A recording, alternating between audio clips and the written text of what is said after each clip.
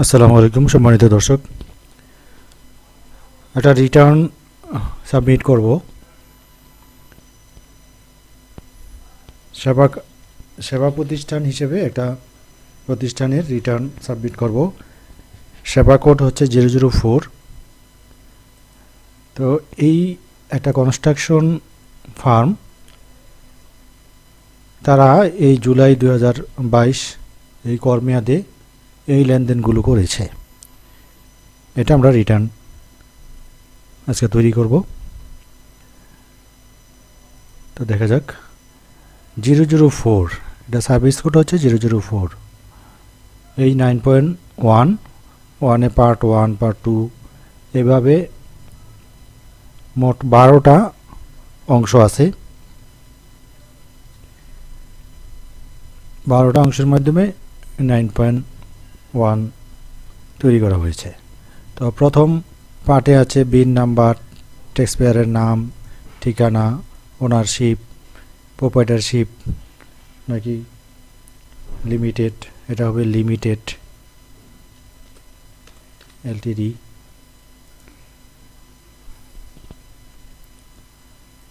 এখানে আছে construction farm limited.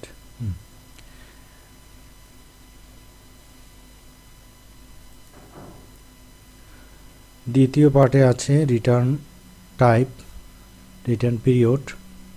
Return পিরিয়ডটা হচ্ছে জুলাই 2022।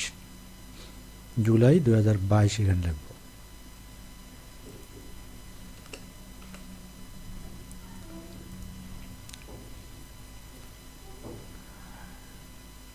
মেইন বা অরিজিনাল রিটার্ন, এখানে আমি টিক চিহ্ন দেব।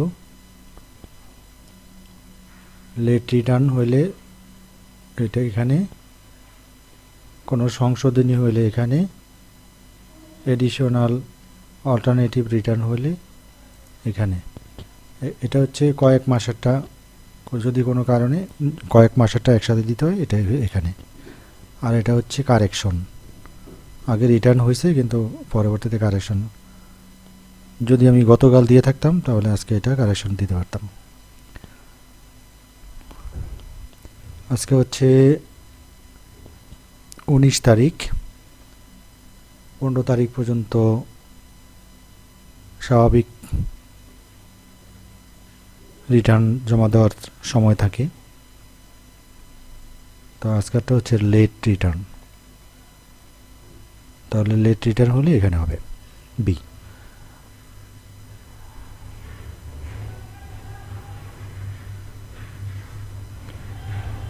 এখানে তারিখ হবে লাস্ট অ্যামেন্ডমেন্ট ডেট, কত তারিখে কত তারিখে সংশোধন করা হয়েছে। হ্যাঁ, মূল অংশটা হচ্ছে এই যে আউটপুট ট্যাক্স, ইনপুট ট্যাক্স, আর হচ্ছে ইনক্রিজিং অ্যাডজাস্টমেন্ট, ডিক্রিজিং অ্যাডজাস্টমেন্ট। এই চারটা জিনিসই মূল, চারটা পার্ট হচ্ছে মূল পার্ট। তাহলে আমরা প্রথম দেখি, তারা জুলাই 2022 মেয়াদে একটা সেতু নির্মাণ করে সড়ক জনপথ বিভাগের নিকট হস্তান্তর করে মূসক 6.3-র মাধ্যমে 10,75,00,000 টাকার বিল দাখিল করে। তাহলে 10,75,00,000 টাকার বিল দাখিল করলো, এর মধ্যে মূসক সহ এই যে 6.3 যেহেতু দিছে, তার মানে এখানে মূসক সহ এটা কর্তন করা হয়েছে, মূসক সহ সরবরাহ করা হয়েছে। তাহলে কনস্ট্রাকশন ফার্ম এর রেট কত? নির্মাণ সংস্থা হচ্ছে এই যে 7.5%। তাহলে তারা বিক্রি করলো 7.5% হারে বিক্রি হলে আউটপুট ট্যাক্স কত পার্সেন্ট হয়? এটা হচ্ছে 0%, এটা হচ্ছে এক্সেমটেড, এটা স্ট্যান্ডার্ড পার্সেন্ট, এটা হচ্ছে এমআরপি, এটা হচ্ছে good service base specific VAT, এটাও হবে না, goods and service other than standard. এই যে 7 নম্বরে হবে, 7 নম্বরে আমি সাব ফর্ম ফিল আপ করি। এটা হচ্ছে ডাইনামিক শিট, আর যদি আমি অনলাইনে করতাম তাহলে সাব ফর্ম, এখানে ক্লিক করলেই সাব ফর্মটা চলে আসতো। কিন্তু ডাইনামিকটা এইভাবে করা হয়েছে, এখানে সাবফর্মভাবে। কনস্ট্রাকশন ওয়ার্কের মূল্য কত? 10 কোটি 75 লক্ষ টাকা। 7.5% হারে ব্যাট হবে 75 লক্ষ টাকা।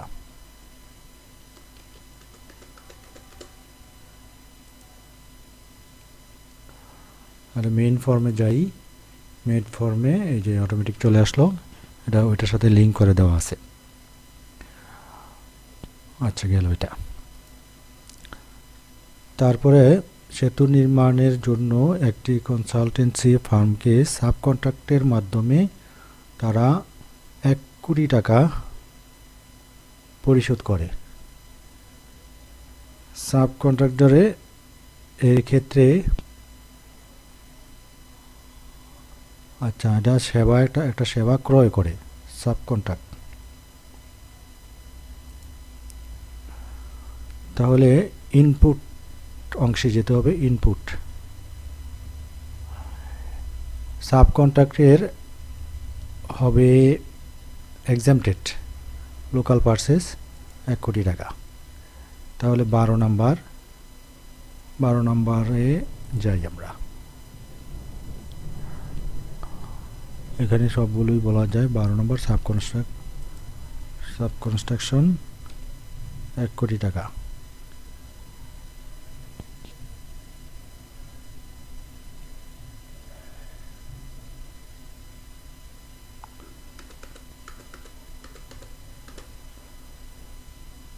আর এটার ব্যাট নাই, মেইন ফর্মে চলে যাই।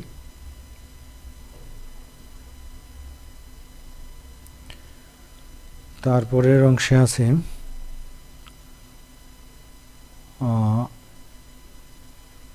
SM রড প্রস্তুতকারক প্রতিষ্ঠানের অনুকূলে রডের মূল্য বাবদ 50 লক্ষ টাকা পরিশোধ করে। তাহলে মূসক 6.3 চালানপত্রের মাধ্যমে মার্চ 2022 মেয়াদে রডের সরবরাহ গ্রহণ করে। জুলাই মার্চ, আচ্ছা, জুলাইয়ে সরবরাহ করে আর ক্রয় করে মার্চ মাসে। তার মানে এটার রেয়াত নেওয়া যাবে। মার্চ, এপ্রিল, মে, জুন, জুলাই, না, 4 মাস ওভার হয়ে গেছে, এটার রেয়াত নেওয়া যাবে না।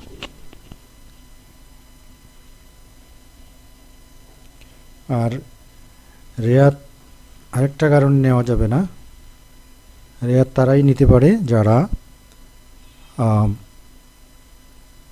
15% হারে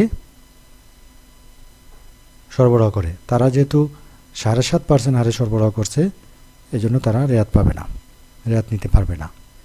কিন্তু ওই যে 50 লক্ষ টাকা ক্রয় করলো, সেই 50 লক্ষ টাকা মূল্য দেখাই দিতে হবে। এটা 50 লক্ষ টাকা কবে? রডের মূল্য বাবদ 50 লক্ষ টাকা, এটা মার্চ মাসে।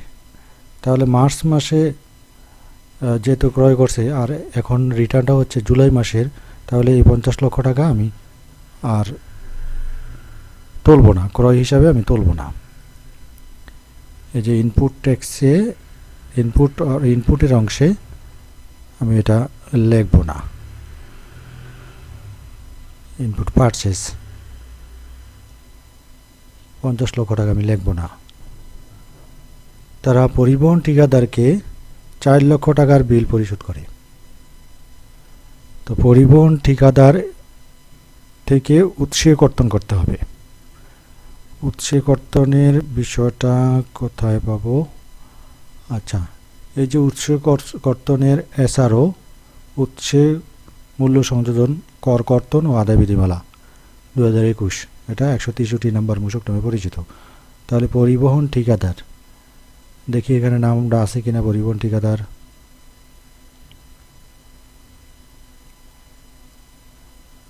পরিবহন ঠিকাদার পেট্রোলিয়াম পণ্য হলে পরিবহনের ক্ষেত্রে 5%, অন্যান্য পরিবহনের ক্ষেত্রে 10%। তাহলে এই 10% হারে কর্তন করতে হবে, উৎসে কর্তন করতে হবে।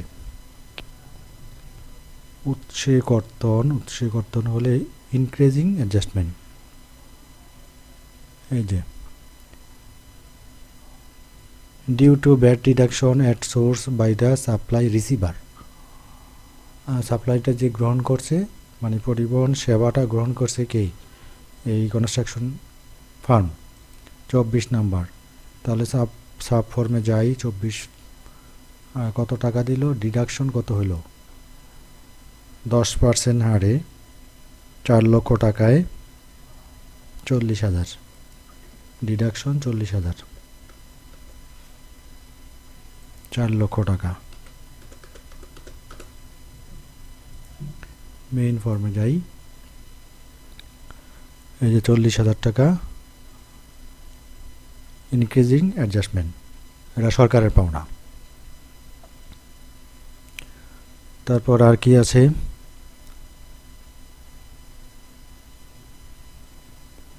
অফিস ভাড়া বাবদ 3 লক্ষ টাকা পরিশোধ করে। এখানেও প্রযোজ্য ব্যাট কর্তন করতে হবে। তো আমরা যেহেতু লিমিটেড কোম্পানি, কনস্ট্রাকশন ফার্ম যেহেতু লিমিটেড কোম্পানি, সে উৎসে কর্তন করতে পারে কোনো নিবন্ধনকৃত প্রতিষ্ঠানের থেকে। যদি নিবন্ধনকৃত না হয় তাহলে প্রযোজ্য ব্যাটটা কেটে রাখতে হবে। 3 লক্ষ টাকার প্রযোজ্য ব্যাট 15% হারে 45,000 হয়। তাহলে এটাও বৃদ্ধিকারী সমন্বয়ে any other adjustment please specify value. এই যে নিচে দিলাম, এখানে 27 নাম্বার। 27 গড় করা নাই। আচ্ছা, এখানে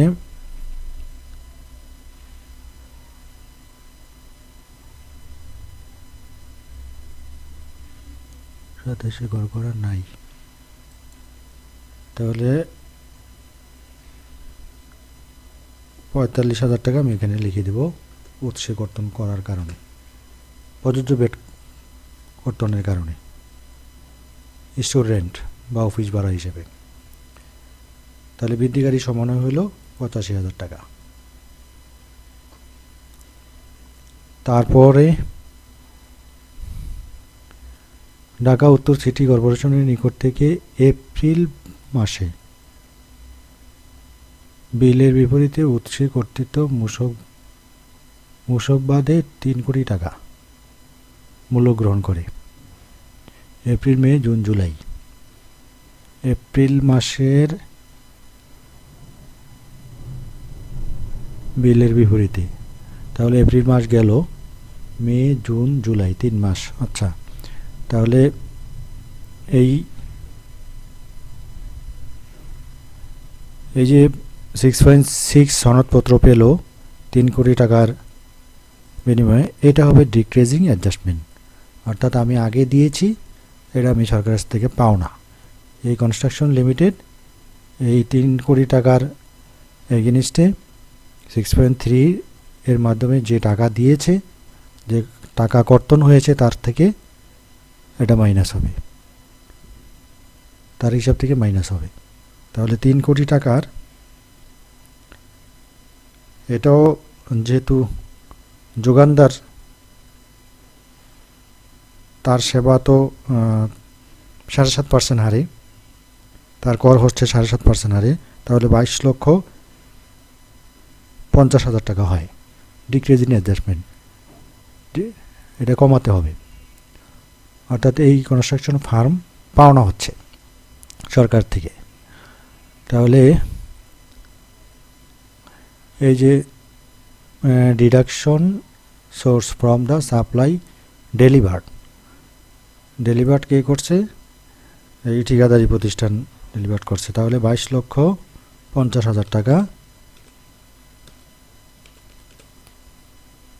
এই যে ডিক্রিজিং অ্যাডজাস্টমেন্ট হলো। তারপর আছে কি, পূর্ববর্তী কর মেয়াদে প্রতিষ্ঠানটির সমাপনী জের ছিল 0, তাহলে জুলাই 2022 কর মেয়াদে প্রতিষ্ঠানটির প্রদেয় মূসকের পরিমাণ কত? এই জুলাই 2022-এর, আর সমাপনী জের ছিল 0, সমাপনী জের কত? সমাপনী জেরটা 52-53-তে থাকে। এই যে সমাপনী জের, ট্যাক্সের সমাপনী জের 0, এখানে কিছু দিলাম না, আর সম্পূরক শুল্কের হচ্ছে 53-তে। এই তাহলে আমাদের টোটাল এই লেনদেনগুলো আমরা 9.1-এ ফিল আপ করলাম। এখন দেখি রেজাল্টটা কি আসে।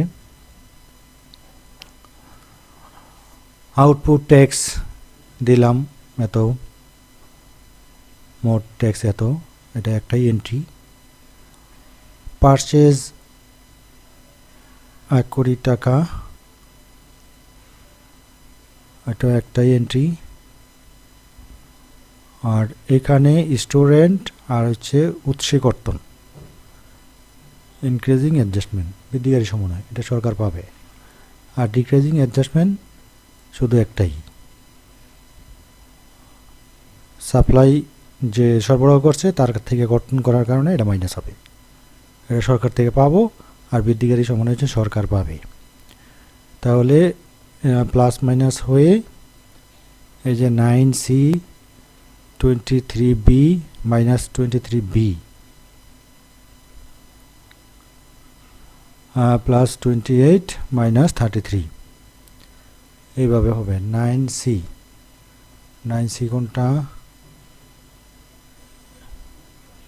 এই যে 9C এটা থেকে মাইনাস হবে 23B,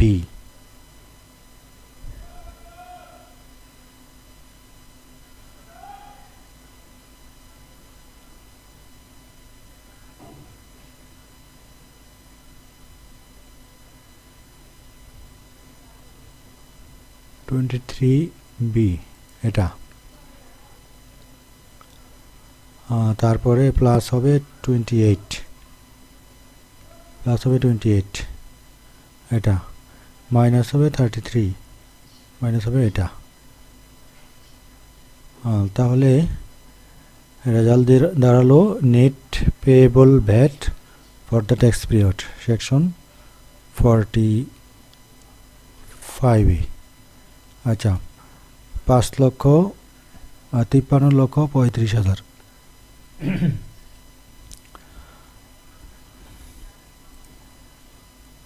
$53,35,000 টাকা সরকার পাবে। এটা ট্রেজারি চালানের মাধ্যমে জমা দিয়ে দিতে হবে। ট্রেজারি চালানের মাধ্যমে জমা দিলে, জমা দেওয়ার পরে আমরা কোথায় লিখব? Bat deposit for the current tax period, এই যে এখানে SD deposit for the current tax period, excise duty নাই। আচ্ছা, তাহলে এই যে এখানে আমরা এই যে 53,35,000 টাকা সমপরিমাণ ব্যাট আমরা ট্রেজারি চালানোর মাধ্যমে জমা দিয়ে সেটা এখানে দেখিয়ে দেব, তারপরে অনলাইনে আমরা সাবমিট করে দিব। তাহলে দর্শক, আজকে আমরা দেখলাম এই কোম্পানির, এই কনস্ট্রাকশন লিমিটেড কোম্পানি যে লেনদেনগুলো করেছে জুলাই মাসে, তার রিটার্নটা কোন পর্যায়ে কোথায় বসবে তা আমরা দেখলাম। আশা করি ভিডিওটা আপনাদের কাজে লাগবে। ধন্যবাদ সবাইকে।